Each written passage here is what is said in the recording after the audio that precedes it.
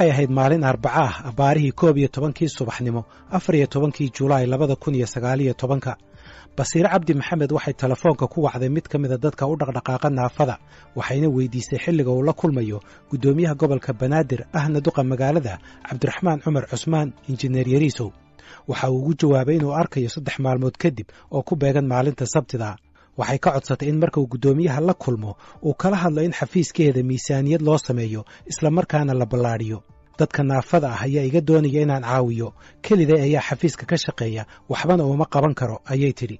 abaarihii 1 duhurnimo ee maalintaasi Basiira waxay gashay xarunta gobolka Banaadir ku dhawaad 4:00 galabnimona waxa qolka shirarka ee gobolka ka dhacay qarax xoogan qaraxaasi waxa ku dhintay 6 ka tirsan mas'uuliyiinta gobolka Banaadir goor dambana waxa u dhintay 2 qof oo ku jiro gudoomiyihii gobolka ee duqa magaalada Muqdisho Allaha u naxariistay injineer Cabdiraxmaan Cumar Cusmaan Yariisow liibaan oo ah magacaan ugu yeerayo mas'uulkii ay subaxdaasi la hadashay Basiira waxa uu maqlay qarax inuu ka dhacay gobolka Banaadir isla galabnimadii habeenkiina waxa loo sheegay in la laayahay Basiiro loona malaynayo inay qaraxaasi ka dambeysay liibaan waxa uu qaadan waayay in gabadhii kala hadlaysa danta guud ay isqarxisay shaki ayaana galay laabtiisa haddana waxa uu isweydiiyey in ujeeddada ay u soo wacday ay ahayd marin habaabin si uu uga sheekeeyo sida uu haddaba ugu warramayo galka baarista qaraxaasi waxaa markiiba ku dhintay 6 ka tirsan saraakiisha gobolka toddobaad kadibna waxaa dhaawacii soo gaaray u geeriyooday gudoomiyihii gobolka Banaadir Allaha u naxariistay Cabdiraxmaan Cumar Cusmaan Cabdiraxmaan Yariisow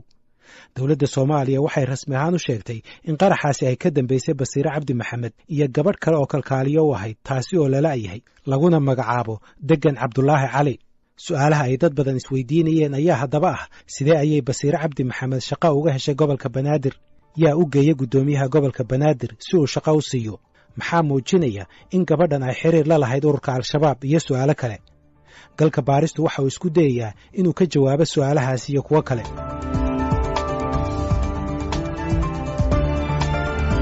bishii December 2011 Basiir Cabdi Maxamed waxay iska diiwaan gelisay iskuulka Al-Nuur ee dadka naafada ka ah aragga ay wax ku bartaan waxay xilligaasi gashay fasalka 2 waxaana la barayay farta ay wax ku akhriyaan dadka aragga la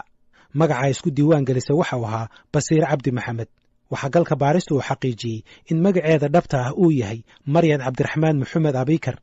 markii ay iskuulka gashay waxay bilowday firfircooni waxay munaasabadaha iskuulka ka tirin jirtay gabayo buraanburo waxayna ahayd qof soo jiidasho leh sida uu galka baarista u sheegay mid kamid ah macallimiintii wax u dhigi jirtay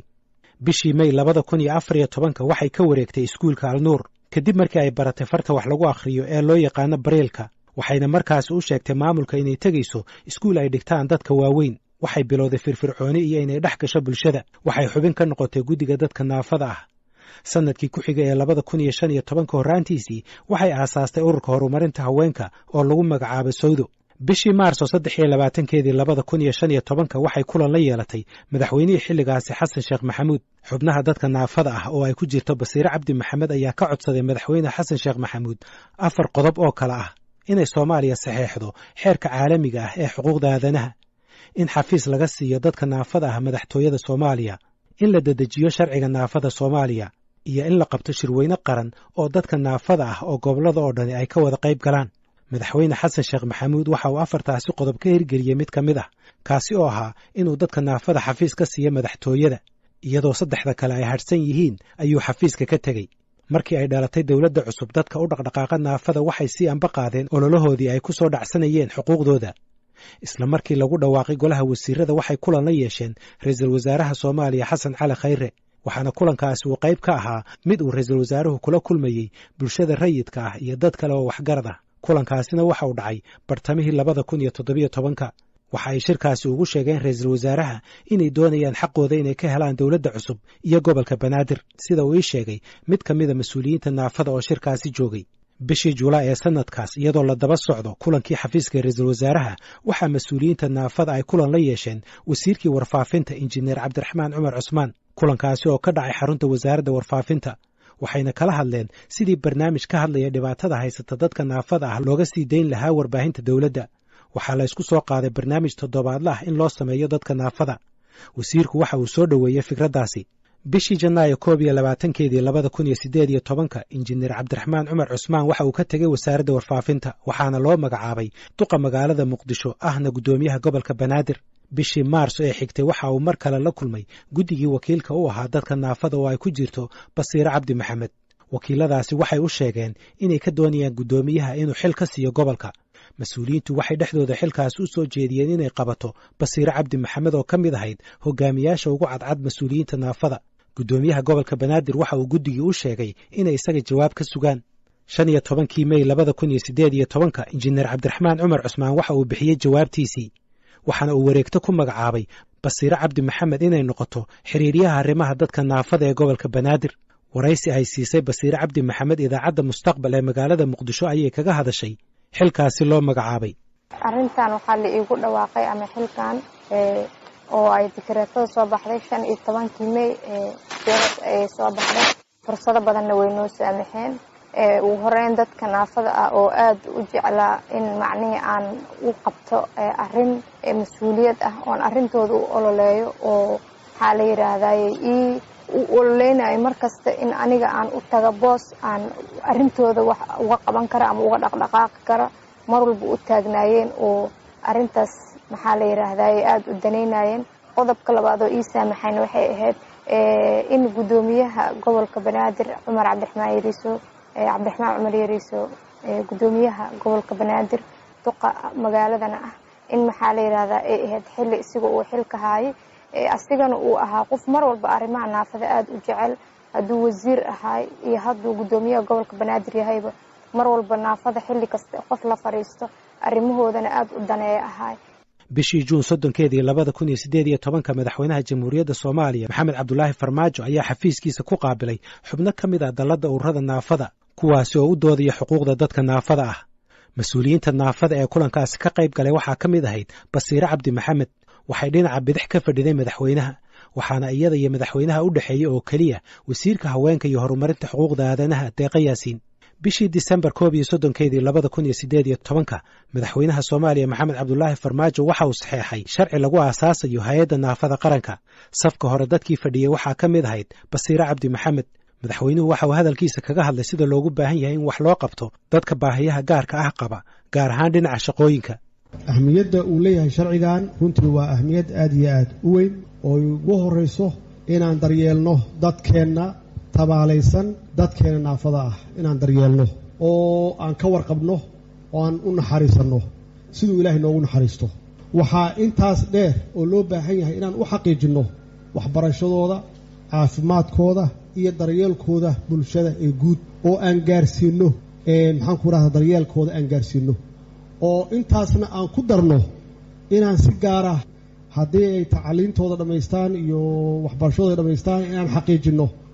in ay dowladda dhexdeeda ka helaan miisaan, inay ka helaan koota waxa la yiraahdo qayb ay ka helaan in la shaqaaleeyo. 24 Juulaay waxaa qarax ka dhacay gobolka Banaadir. dowladda Soomaaliya waxay sheegtay in qaraxaasi ay geysatay Basiire Cabdi Maxamed oo magaceeda dhabta ah uu yahay Maryan Cabdiraxmaan Maxamed Abikar, waxaana gacan siinaysay kaaliyaheedii Degan Cabdulaahi Cali oo magaceeda dhabta ah uu yahay Hodan Xasan. maalintii uu qaraxu dhacay ee 24 Juulaay labada gabdhood midkoodna laguma samaynin wax baadhis ah sida ay sheegeen laamaha amniga. sidoo kale ma aysan ahayn dadka keliya ee maalintaas galay xarunta gobolka Banaadir ee aan baaritaanka marin. dowladda Soomaaliyana ilaa haatan ma aysan shaacinin in cid loo ciqaabay guuldarradaasi dhinaca amniga. haddaba maxaa laga ogyahay baaritaanka ku saabsan weerarkaasi? dabayaaqadii bishii May 2019 Basiire Cabdi Maxamed iyo kaaliyaheeda Degan Cabdulaahi Cali waxay qaateen 2 fasax oo isdaba yaala. fasaxa waxaa ku horreysay Degan Cabdulaahi Cali oo muddo bilo ah la shaqaynaysay Basiire Cabdi Maxamed oo iyadu shaqada keentay. isla bishaas gudaheed waxaa iyaduna fasax qaadatay Basiire Cabdi Maxamed, waxayna soo laabatay maalmo ka hor dabaaldegii 26 Juun. mas-uuliyiinta amnigu waxay sheegeen in labada gabdhoodba ay xilligan u safreen dhulka ay al-shabaab ka taliyaan. sarkaal sare oo ka tirsan nabad sugidda Soomaaliya waxa uu ii sheegay in guddoomiyaha gobolka Banaadir uu dhaqaale dhan $10,000 siiyey Basiire Cabdi Maxamed kadib markii ay u sheegtay inay caafimaad ugu safrayso dalka Hindiya. inay Hindiya u safrayso waxay sidoo kale u sheegtay ugu yaraan 2 qof oo la hadlay galka baarista. hase yeeshee baaritaankii la sameeyey waxaa caddaatay inaysan waddanka ka bixin, loona badinayo inay u safartay deegaanka Toorotorow ee gobolka Shabeellada Hoose oo ay gacanta ku hayaan ururka al-shabaab. Basiire markii ay fasaxa ka soo laabatay waxay si weyn ugu dadaashay inay ka qayb gasho munaasabadihii xorriyadda ee 26 Juun iyo 1 Juulaay. mid ka mid a saraakiisha amnigu waxa uu ii sheegay inay ka qayb gashay munaasabadii hore ee 26 Juun waxaan weli caddayn inay ka qayb gashay munaasabadda labaad ee 1 Juulaay sidoo kale waxaan weli sugnayn inay doonayso inay bartilmaameedsato madaxweynaha Soomaaliya oo ka qayb galay labada munaasabadoodba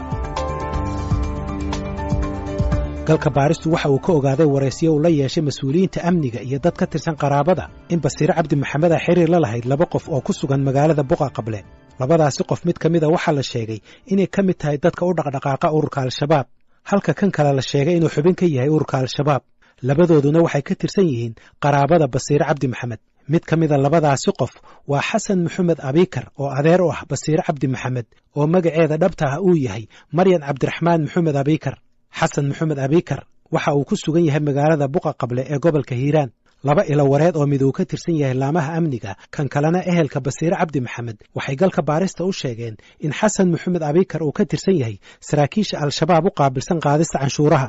galka baarista way u suurtageli weyday inuu telefoonka kula xiriiro Xasan Maxamed Abikar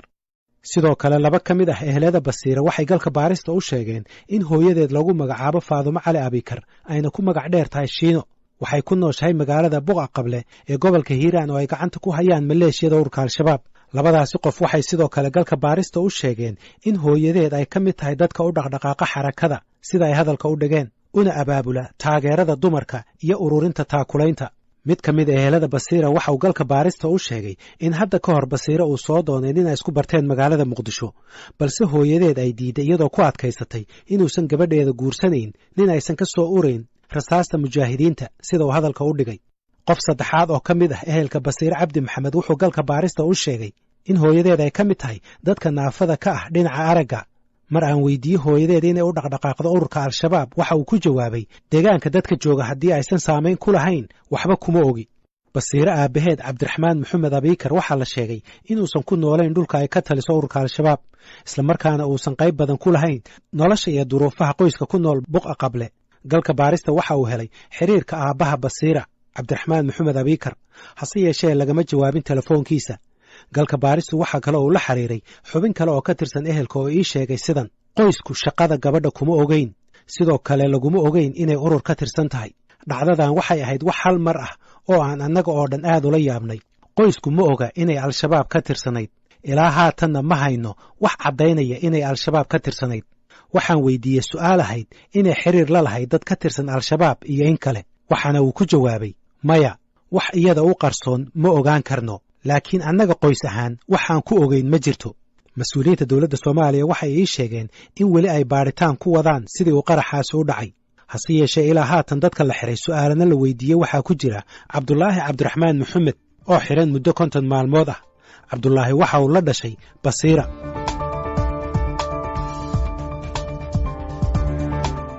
haddii haddaba Basiira ay ka tirsanayd ururka Al-Shabaab ilaa haatan ma cadda xilliga ay ku biirtay ururkaas sidoo kale ma cadda xilliga rasmi ahaan loo tashkiiliyey sidoo kale ma jiraan cadeymo qayaxan oo muujinaya inay xubin ka ahayd ururkaasi hase yeeshee ehelada Basiira ma aysan beenin warka dawladda Soomaaliya ee ah inay qaraxaasi ka dambeysay